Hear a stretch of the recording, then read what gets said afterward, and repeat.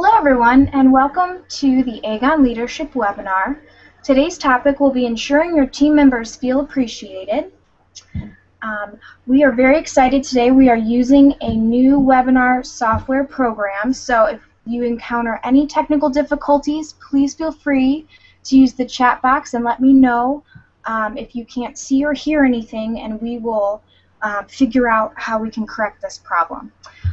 So I'm going to turn things over now to the President and Senior Consultant of Agon Leadership, Kathy Leinbach. Welcome, everyone. There has been so much in the press recently and over a number of years about people not being satisfied in their jobs. And it's wonderful for me to find this resource, the 5 Languages of Appreciation in the Workplace, which has helped numerous organizations to change the culture in their workplace, to incredibly increase job satisfaction, employee engagement, and as a result, workplace output.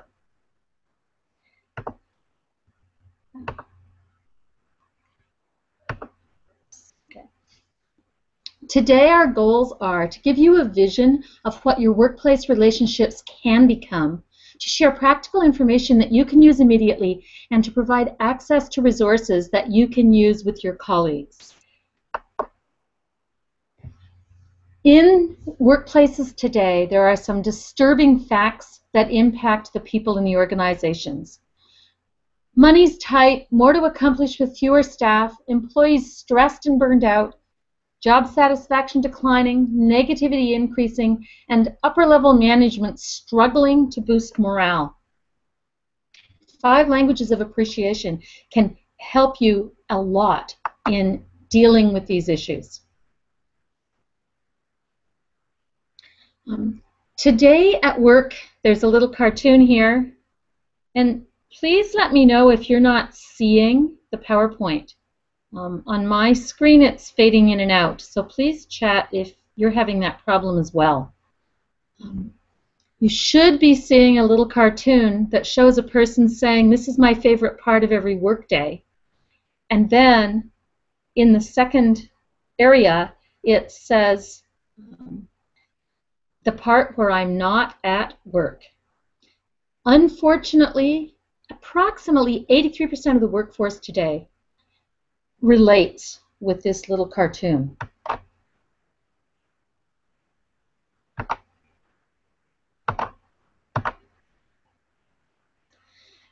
The #1 factor of job enjoyment is not money. It's not receiving recognition. It is, however, that people desperately want to feel appreciated and valued in their jobs. However, most people don't. 79% of employees who quit their jobs cite lack of appreciation as a key reason for leaving. 65% report that they received no recognition or appreciation in the past year. 87% of job seekers indicate that the most important thing as they're looking for a job is to find a workplace in which they will feel valued. It's really critical for job satisfaction, not just that people around them do value them, but that the individuals actually feel valued.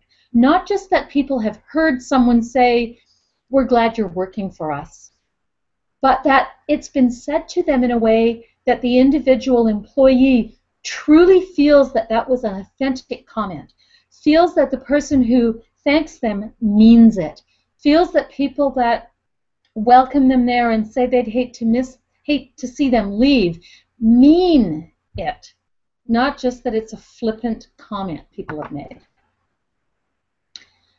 2,000 Americans in a study indicated that they are less likely to express gratitude in the workplace than anywhere else.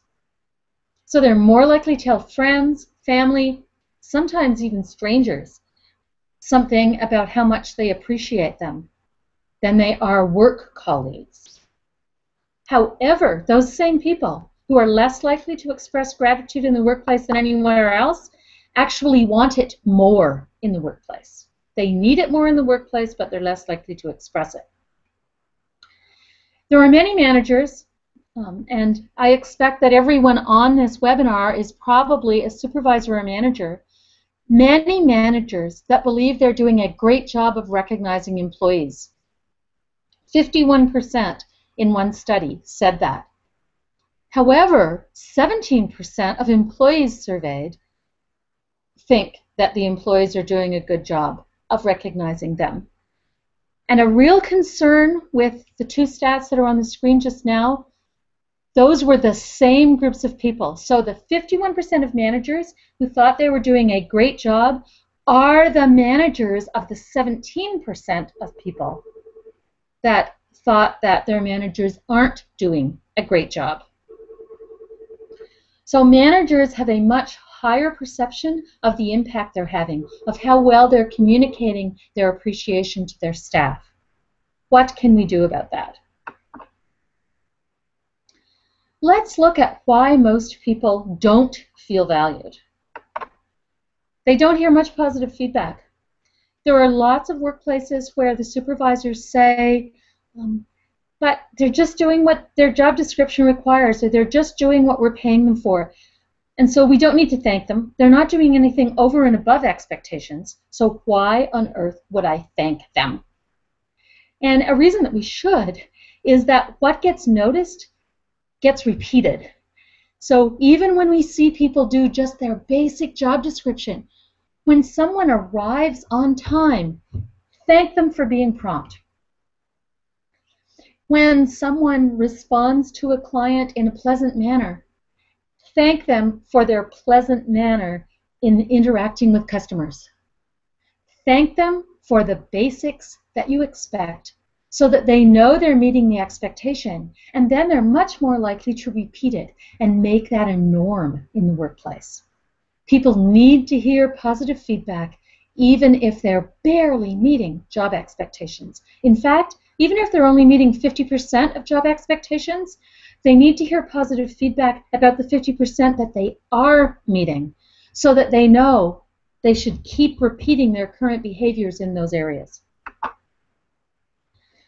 Also, when the compliments are expressed, often they aren't about individuals. They're about groups or the whole workplace. I was talking with a supervisor recently who's been really focusing on developing a team culture in her department. And she proudly said to me, I've been so successful. In the last 3 months, I haven't complimented anyone individually. I've given 100% of my praise to teams, to groups, to really emphasize to them that working together is what we're after. Thanking teams is a great idea. Expecting people to help each other for team results is really an important thing. But when individuals never hear compliments that are specific to them, they don't know whether you've noticed them as a member of that team or not. The team may get a great compliment, and it might be about a task that was done really well on a day they weren't in the office. And they're thinking, oh, well, that doesn't include me.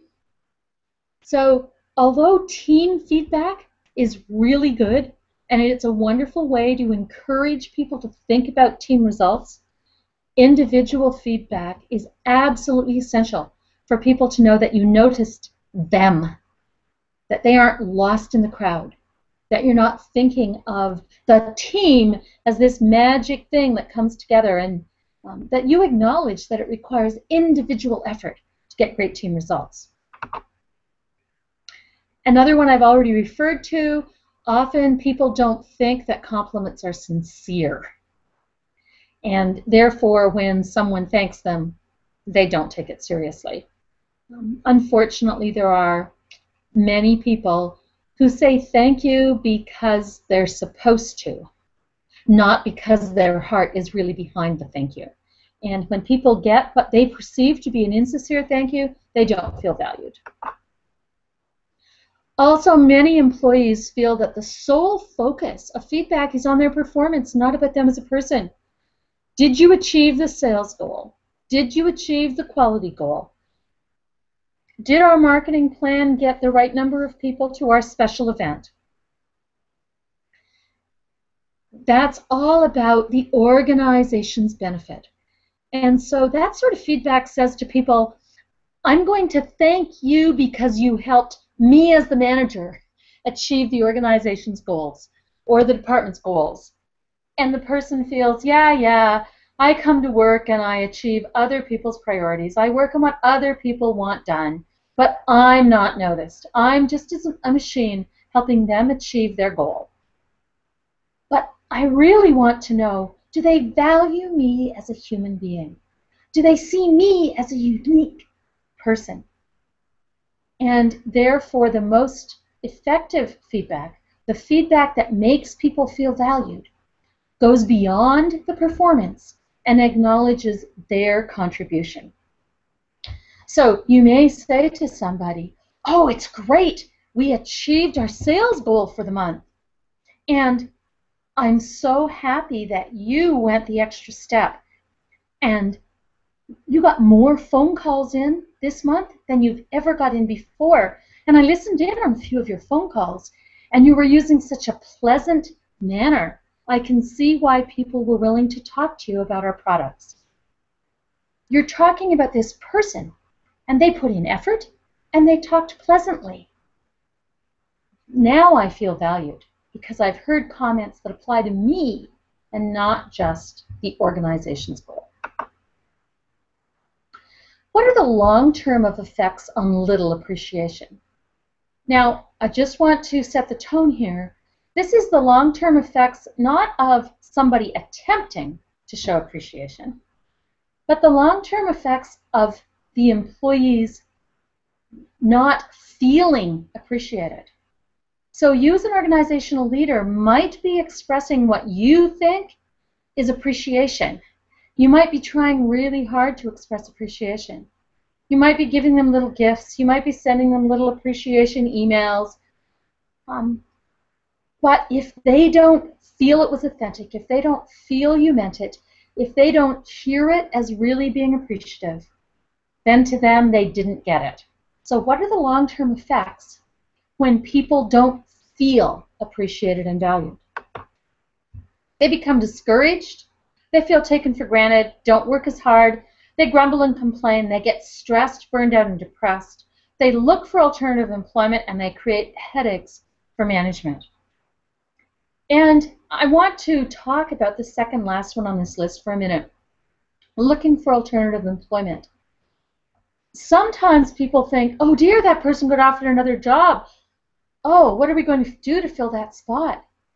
However, sometimes people have been keeping their eyes open for other work for 6 months before they get offered another job.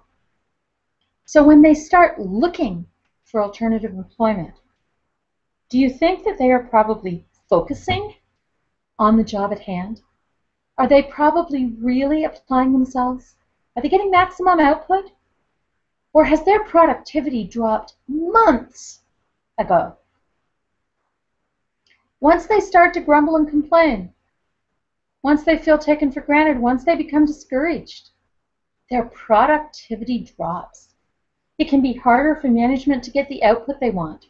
They may not be meeting production goals. They may not have as many repeat customers. They may be getting more complaints that their questions aren't being answered effectively. And so management gets lots of headaches when people do not feel highly appreciated. There can be concerns because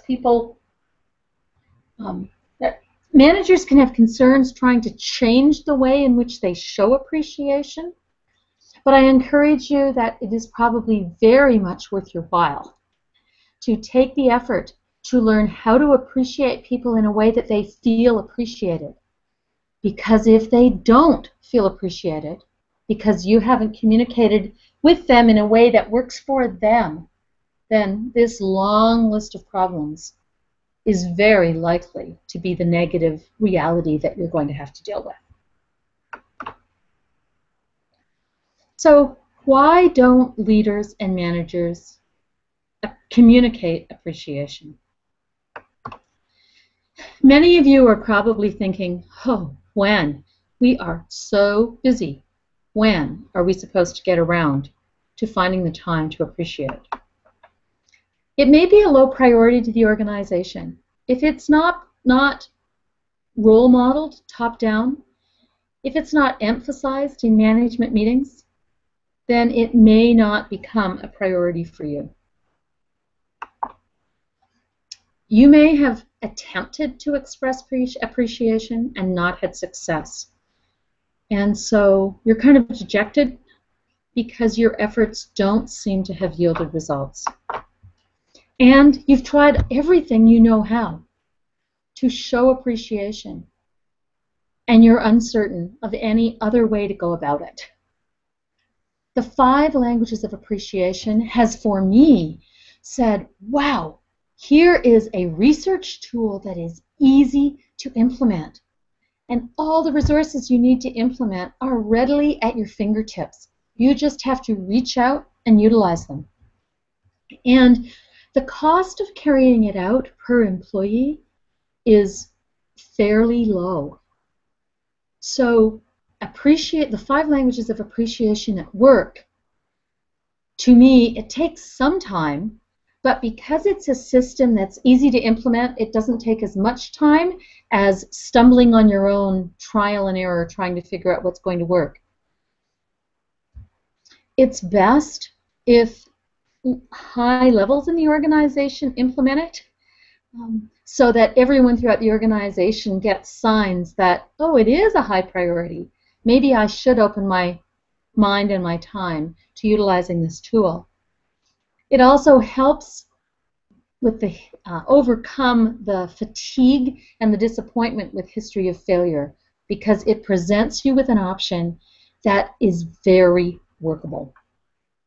Much of the research that has been done related to the statistics that I showed at the beginning of the webinar, many of the limitations that research revealed, the 5 languages of appreciation at work addresses and overcomes.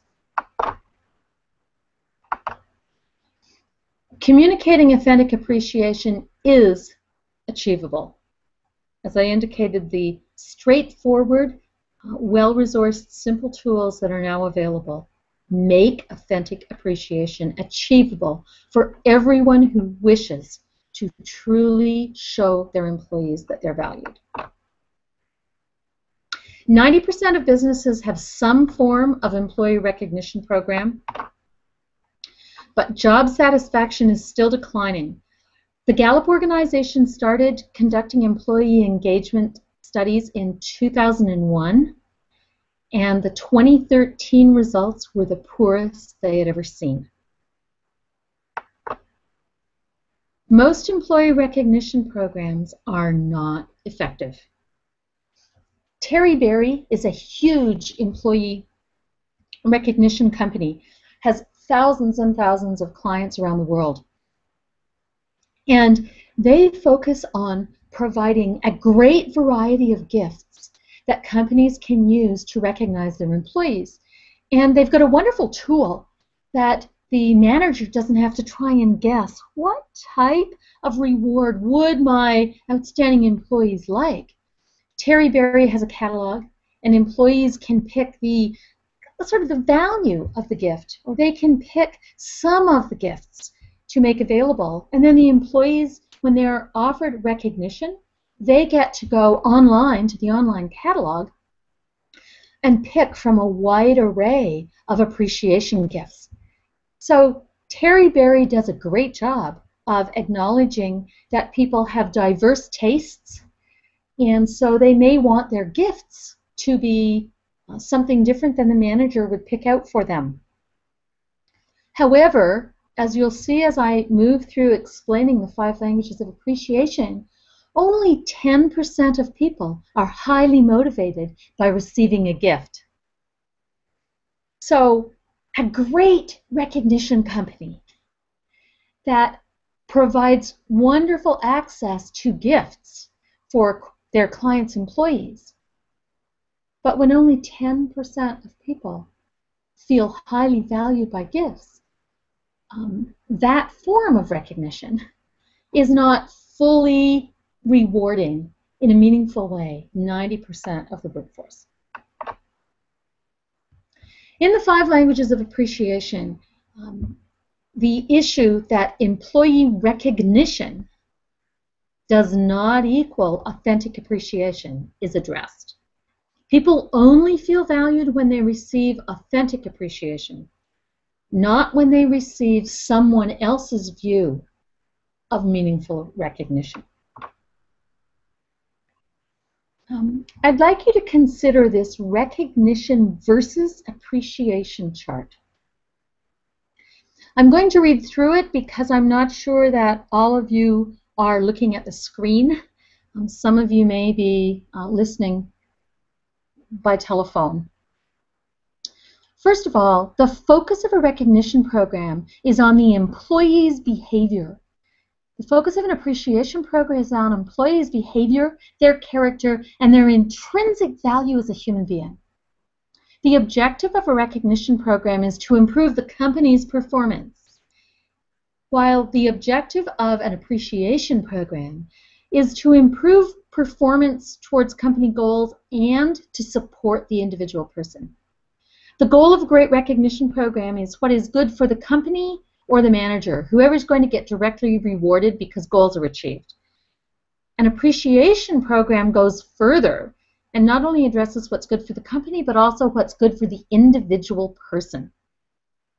This can include assigning someone tasks that fit their strengths instead of requiring them to work 90% of their work week in areas of their weakness. Recognition programs require behavior from the manager, but appreciation programs require the manager both to express appreciation and to have a positive heart attitude about expressing that appreciation. Not just the words or the provision of some gift or reward, but also the smile on the face, the tone of the voice, the body language. The manager has to be engaged with a positive attitude. Recognition comes top down. Those higher in the organization express recognition to those lower in the organization. On the other hand, appreciation can come in any direction. A direct report can appreciate a manager, a peer, or someone higher in the chain. Someone from another department could express appreciation. The relationship of recognition is organization to employee. We're following the formal, in-writing recognition program. The organization is expressing appreciation to individuals. Authentic appreciation is much more personal. The relationship is between any two people. Anybody that notices something can reach out and let the person know how much they're valued for what they've just contributed or for who they are. Let's look back to what is the number one factor that affects how much people enjoy their jobs? That people feel appreciated by their supervisors and colleagues. A typical recognition program does not do that. An authentic appreciation program helps people feel appreciated.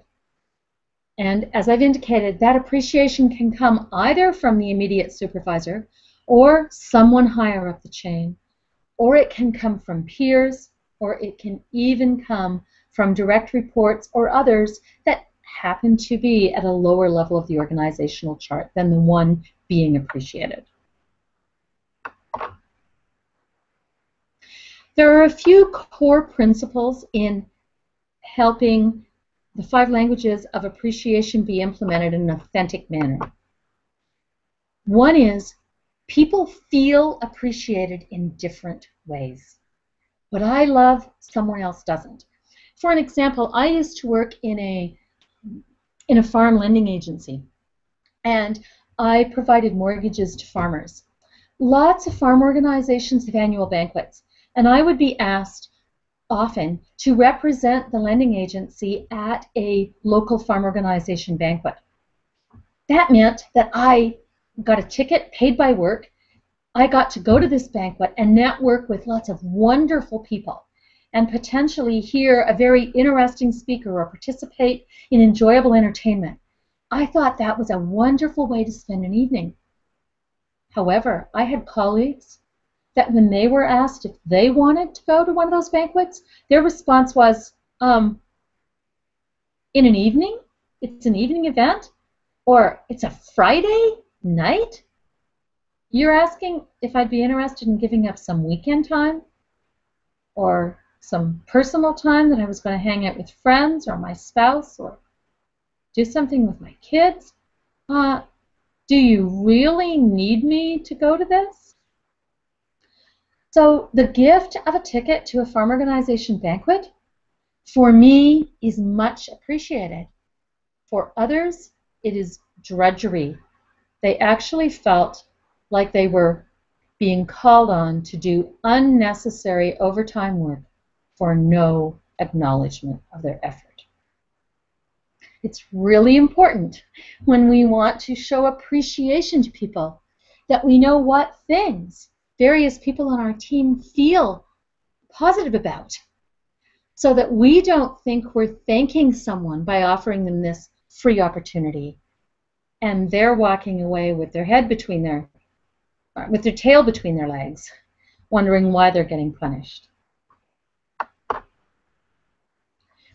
There are 5 languages of appreciation, 5 key different ways that people can be appreciated. And if they're constantly getting appreciation in one of their bottom 3 ways, they're going to feel, why on earth is that person wasting their time even talking to them? They really think they're cheering me up. They really think they're making me feel noticed. They don't know me at all. So we need to find a way that we can correctly identify people's top 1 or top 2 preferred ways of being appreciated, so that we can thank them in a way that they will feel valued. Our efforts are going to good use. They're not just falling on deaf ears. Let's explore what these 5 ways are. The words of affirmation, quality time, acts of service, tangible gifts, and physical touch. All ways that some people feel appreciated. First of all, let's explore words of affirmation. Words of affirmation can be expressed in multiple ways. It can be expressed in writing or orally.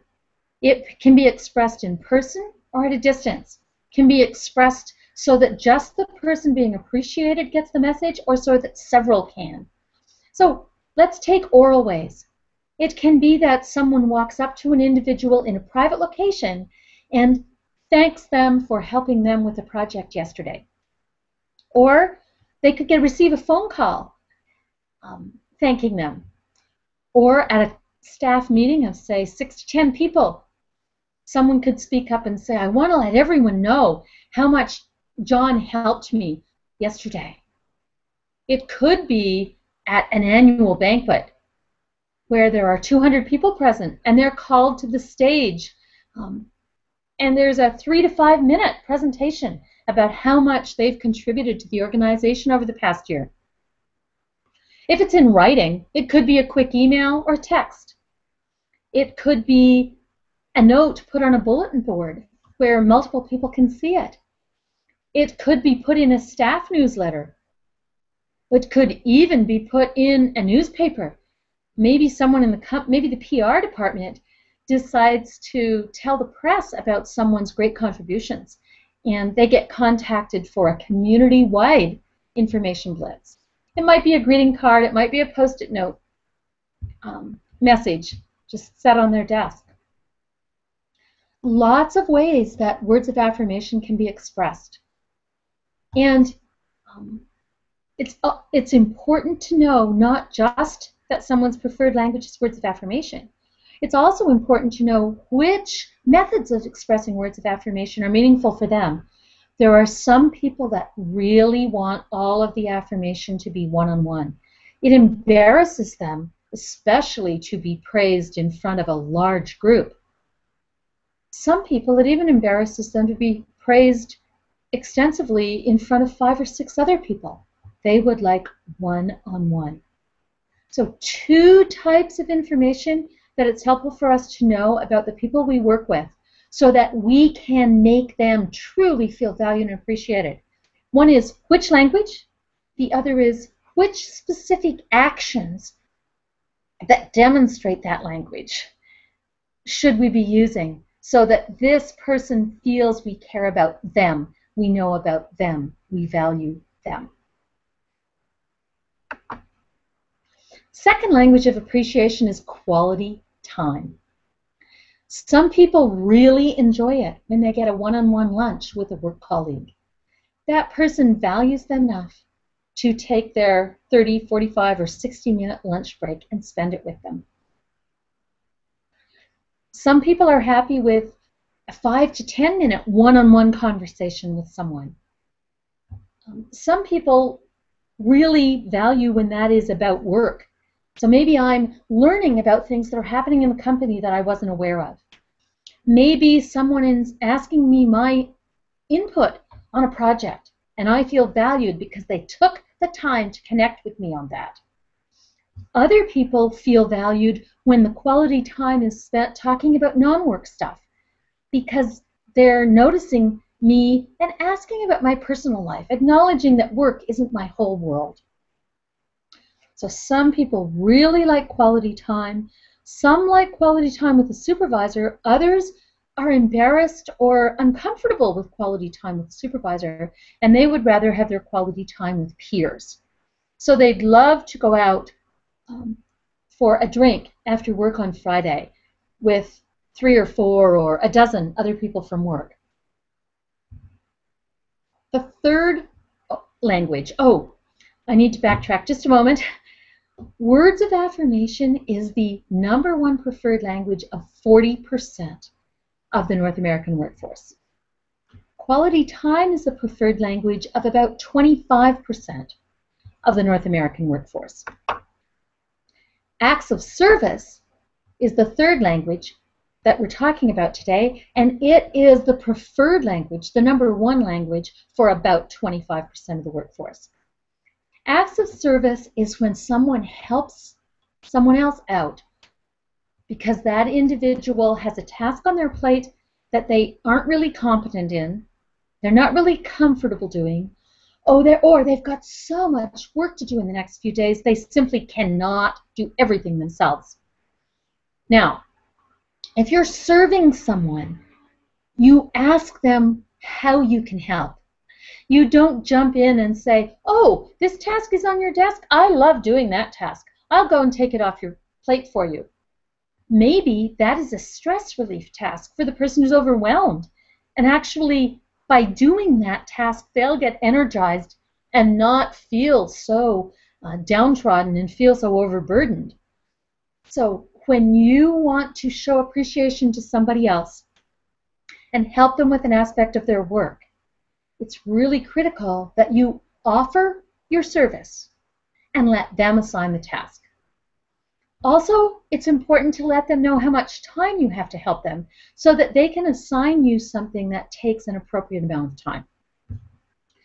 If I was great at spreadsheet programming, doing all the formulas, and the individual has got a lot of data analysis to do on some projects they've never done the data analysis on before, I might say, "Is there anything I can help you with? I could develop a spreadsheet if you need one developed for this analysis." And the individual says, "Oh, yes, I love your spreadsheet work. You can do it in so much less time than I can. So just give me half an hour to think about what sort of analysis I need, and then I will give it to you and you can do it." Or if someone's getting ready for a meeting and there are lots of print materials that need to be ready for handouts for that meeting, I might say, "I've got half an hour that I could help you. How could you best use 30 minutes of my time?" And they'll say, "Well, you're offering today. Tomorrow I know exactly what I'd have you do." I can say, "Okay, I can pull half an hour of the work I have scheduled for tomorrow into the 30 minutes I have this afternoon. That will free up 30 minutes tomorrow. And what do you think you probably would like me to do tomorrow?" "Well, between 1 and 2 o'clock, if you could give me 30 minutes then, I'll have handouts ready for copying. so that they're all copied by the 4 o'clock meeting. Okay. But if I come and say, oh, I know the project you're working on includes, developing a 3-page summary of the project. I love summarizing things, and I could do that in an hour for you. So why don't I take and do that? The individual has the right to say, well, actually, I really have preferences about what's in this summary, and I think it needs to be me that develops that 3-page overview report. If you'd be interested in writing up the explanation on the data, I have the data chart completed. If you'd like to take an hour and write the explanations up on the 3 most important outcomes, I would love your time to draft that. And then the individual offering their service can say yes or no.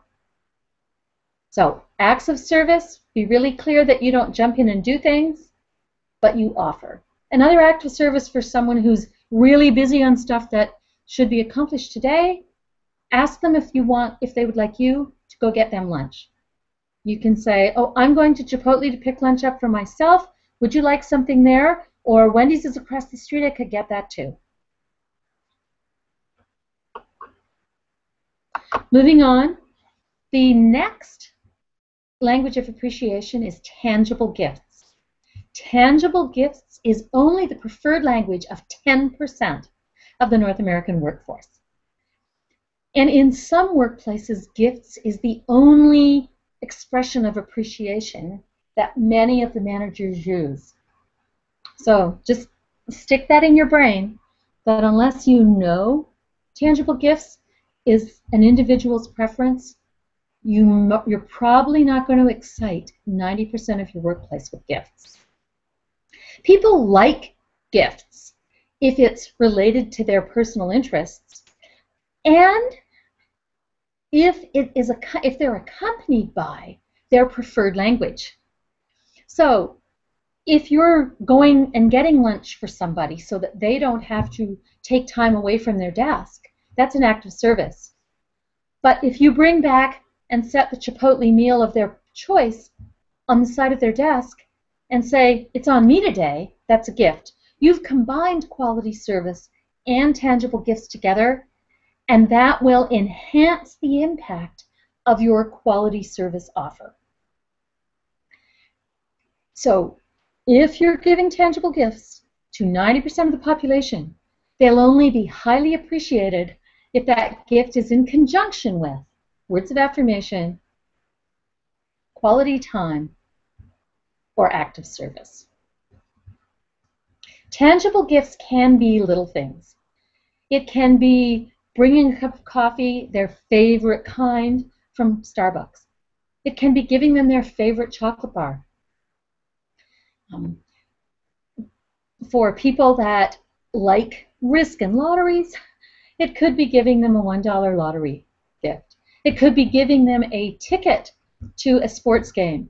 If you've got season tickets to a professional football game and one of your colleagues really likes professional football, then on a weekend that you're going to miss the football game to go to a family wedding, offer them the football tickets.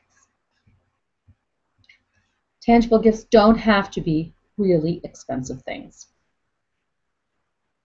The fifth language of appreciation is personal touch.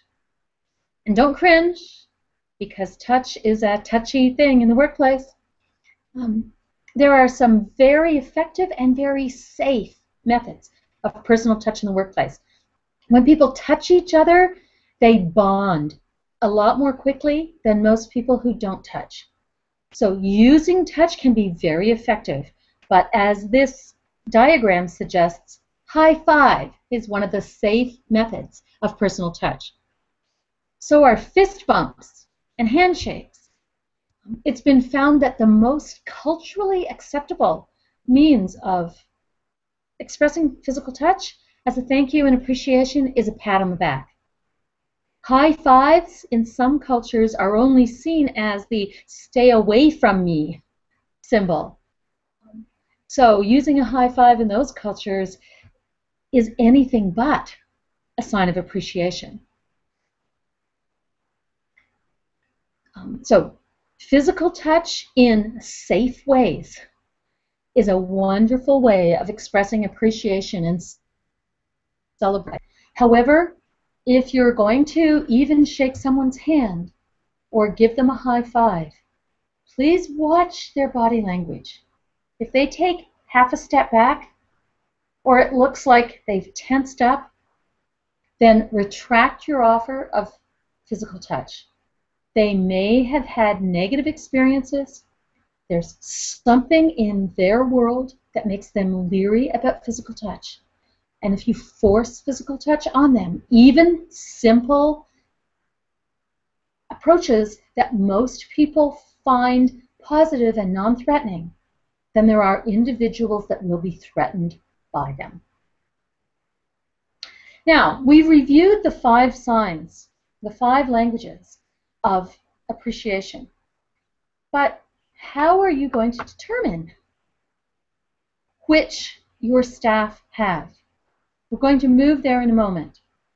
If you do determine what language people have, people are more likely to feel appreciated because you will be able to communicate appreciation regularly in an individualized way. You will be able to appreciate them in a way that matters to them. You notice that they will most feel appreciated if the appreciation is delivered personally. If you bring them the gift, if you make arrangements for the appointment to have some quality time together. Appreciation has to be viewed as being authentic, and it has to be expressed in their language, in their first or second preference language, and in actions that are most important to them. How are you going to determine those effective languages and actions? You can get a clue of a team member's language by observing how they express appreciation to others, or by having them tell you what they think their preference is. It can take a lot of time to observe your team members well enough to see how they most often express appreciation to others. And many people can't really figure out, when you just ask them a question about their language, which one they do appreciate most. They need to have some time to think through things and figure that out.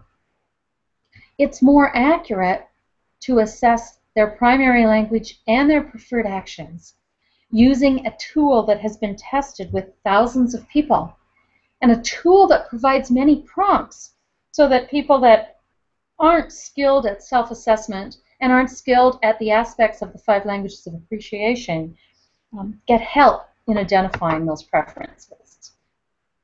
The Motivating by Appreciation Inventory, developed by Dr. Paul White, who developed the 5 languages of appreciation at work model, is very helpful. Now, those of you who are wondering, 5 languages of appreciation, 5 love languages, yes, they're related. Dr. Gary Chapman developed 5 love languages for personal relationships, and Dr. Paul White then started using it with his small business and family business coaching clients, made adaptations. They were working well with his first 1,000 clients, and then he and Gary Chapman collaborated on writing a book on the 5 languages of appreciation at work. In conjunction with releasing the book, the MBA inventory to help people identify their languages was developed. And we encourage people, once they find out what their workmates' languages are, to prepare a chart indicating who has words of affirmation as their primary language, has tangible gifts as their primary language, acts of service, quality time as their primary language. And you notice here that this chart has got the primary and the secondary language because those are languages that people tend to respond most to, their primary and their secondary. They're the ones that make them feel the most valued and appreciated. This summary chart also shows their least valued language because if you thank people using their least valued language, you can actually turn them off. They will get less engaged because you've just proven to them that you don't really know what makes them tick. So you want to avoid the least valued language, and you want to utilize, every time you want to thank them, their primary or secondary language. You'll notice there's only 4 columns here. The personal touch or physical touch is not on this list. That is because of the first 1,000 people that Paul White did the survey with to help people identify their preferred languages at work. Nobody put touch first or second. And because of the very serious downsides of people overreacting if someone told them that touch was their first or second language and demonstrating inappropriate touch in the workplace, Dr. White removed touch from the assessment.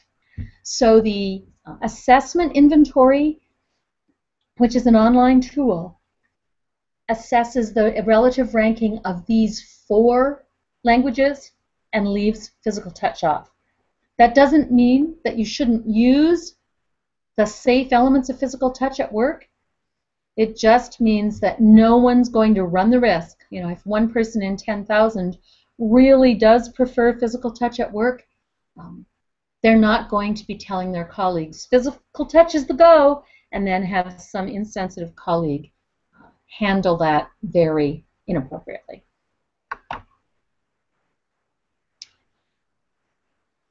The impact of authentic appreciation is that people feel valued and appreciated. They're more emotionally engaged at work. And when they're emotionally engaged, then they become fully engaged. Absenteeism reduces because people do smile and they feel content and they feel noticed at work. So they want to come to work to get those positive vibes. As a result, turnover reduces, so the expense of finding replacement staff falls. Wow, the impact of authentic appreciation. When people feel authentically appreciated, the organization gets better results and the environment at work is more upbeat. So people enjoy that 40+ hours of their week that they spend at work.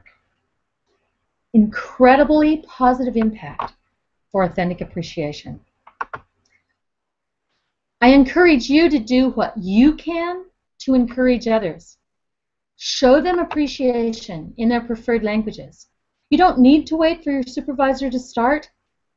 The 5 languages of appreciation is a wonderful tool that can be utilized peer-to-peer.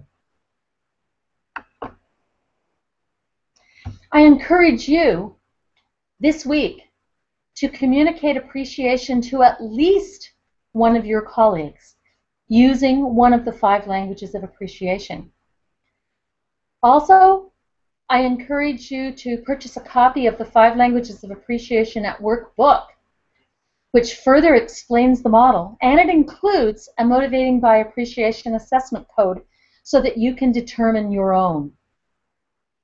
And there's been an offer on the screen to purchase the book at $12.99 plus shipping, and that equates to approximately $15 including shipping. And then I encourage you to complete the MBA inventory, request a code from us as a result of today's webinar, and we'll provide you with a free code. So if you buy the book and you request a free code from us, you will have 2 codes, and you can use one and you can have one of your colleagues use the other. There are some other action steps that you can take. You can arrange for a 5 Languages of Appreciation training program in your workplace. And we are, some organizations choose for a whole day of implementation assistance by an Appreciation at Work expert. I am a premier partner with Paul White at Appreciation at Work, so I have training directly from him in the model, and I would be very happy to go in and work with your organization for a full day or a half day or even a quarter day. We also offer a quick introduction in your workplace just for your people for 1 hour. And that normally costs $600, but there should have been a summer special offer show up on your screen that for any that are booked this month, so if they're paid for this month and put on our schedule this month, to be delivered this month, that's only $300. If it's put on our schedule this month, but it's to be delivered in September or October, then that's $400. So we're offering 1/3 to half off for anyone who books that 1 hour introduction for your in-house people this month, as long as it's delivered by the end of October. And for those of you who are in North Central Ohio, that 1 hour introduction can be done at your workplace. For those of you that are more distant, I would do the 1 hour introduction for that price by Skype or webinar approach. Feel free to go to appreciationatwork.com for free articles and resources. You were offered the download of one of those on 10 easy ways to express appreciation throughout this webinar. I look forward to hearing from you. I look forward to some of you implementing Appreciation at Work. It is a wonderful model that is straightforward to implement, and I have seen it turn around morale at organizations. We still have about 5 minutes that we could take questions. So if anyone would like to ask a question, just enter it in the chat box.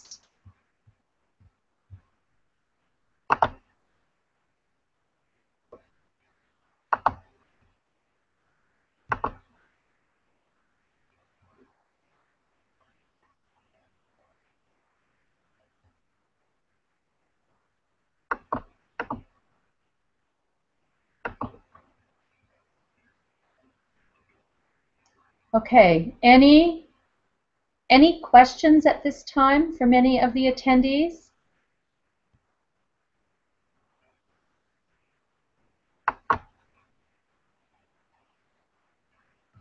Thank you very much for participating, and I wish you the best as you consider implementing the 5 languages of appreciation at work to enhance morale in your workplace. Enjoy the rest of your day. Bye.